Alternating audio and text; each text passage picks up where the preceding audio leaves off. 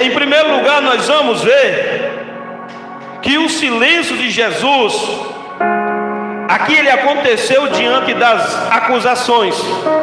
Nós vamos observar aqui em primeiro lugar que o silêncio de Jesus diante das acusações, aonde nós lemos em Marcos 14, versículo 61, nós vamos ver que ele se calou e não lhe respondeu o quê? Palavra. Jesus estava o quê?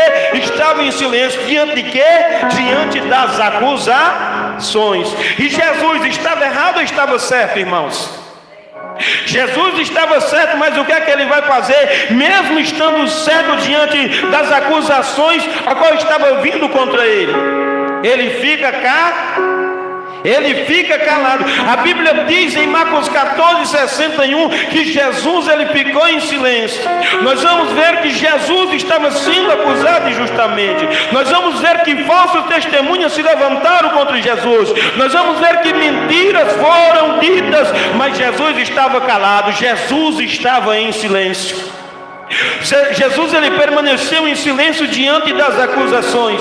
Então, em primeiro lugar, nós vamos ver o silêncio de Jesus diante das acusações.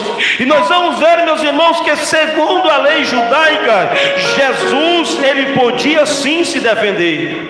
Diante da lei judaica, Jesus ele podia entrar em sua defesa. Mas nós vamos ver que Jesus ele decidiu não responder. Nós vamos ver que Jesus ele decidiu ficar calado. Mas eu faço uma pergunta: por que Jesus ele decidiu ficar em silêncio?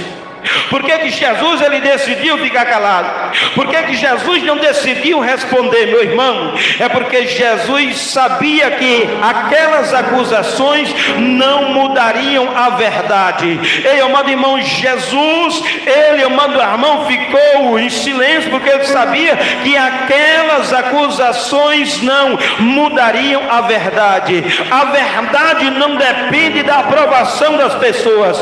Pedro explica isso mais tarde na sua primeira carta, capítulo de número 2, versículo número 23, o qual quando injuriava, ele não os injuriava. Então nós vamos ver aqui, amado irmão, o silêncio de Jesus.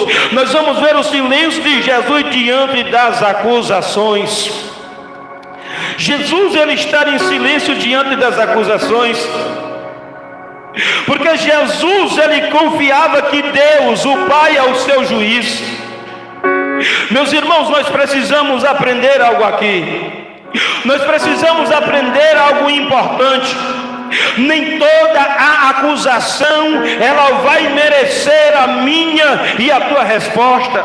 Existem pessoas que não querem ouvir a verdade, elas querem apenas acusar. E quando você tenta se explicar para quem já decidiu não ouvir, você apenas, amado irmão, se desgasta. Então eu quero te falar neste momento, você que nos acompanha através da internet, os irmãos que estão presentes aqui diante da congregação, nós vamos ver, amado irmão, que o silêncio de Jesus foi um silêncio eloquente. Por quê? Porque quando ele foi acusado, quando estavam acusando mesmo ele sendo certo, Jesus ele fez silêncio. E tem batalha que eu e você só vencemos diante dos silêncios. Ei, amado irmão, diante das acusações que eu e você enfrentamos, nós vamos ver que quando ele foi acusado, Jesus sabia da sua fidelidade. Jesus sabia como ele se encontrava diante do Senhor.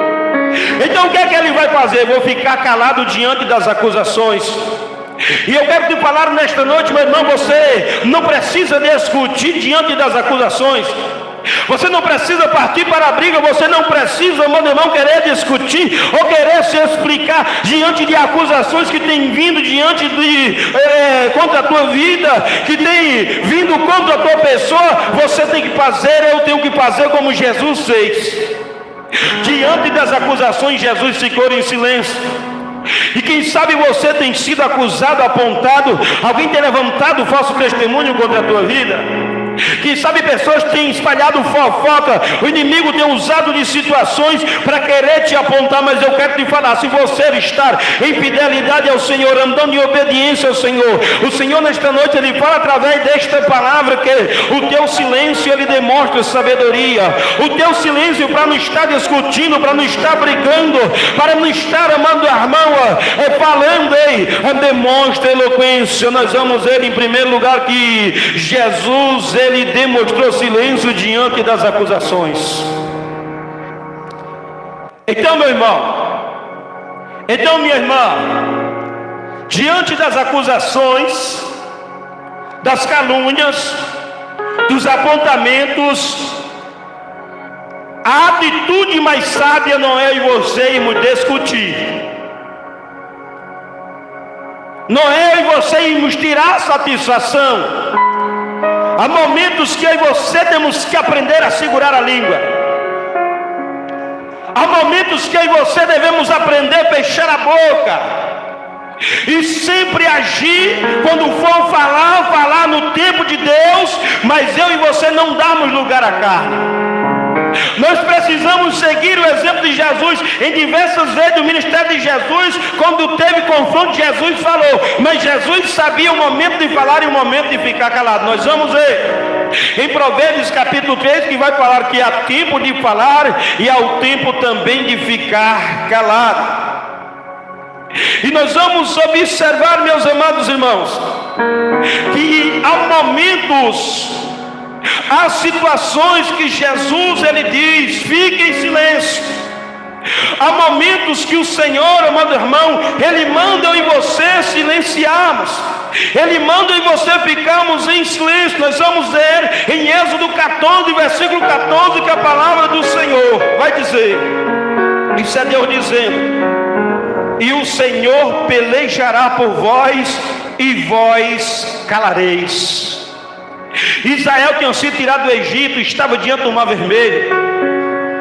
Faraó estava vindo atrás, na frente de um mar. Israel começa a se angustiar, começa a falar, começa a murmurar. Aí nós vamos ver que a mensagem do Senhor é que Israel vai ficar calado e o Senhor vai pelejar por Israel. Então nós vamos ver, amado irmão, quem anda com a verdade, ou quem anda na verdade, não precisa gritar para provar que está certo. E quem anda com a verdade não precisa gritar, não precisa usar de argumento a momento, amado irmão, que eu e você devemos tomar o exemplo de Jesus, adiante das acusações, adiante dos afrontas, adiante, amado irmão, das acusações que levantam contra mim, contra a tua pessoa. Nós temos que fazer-se e deixar o Senhor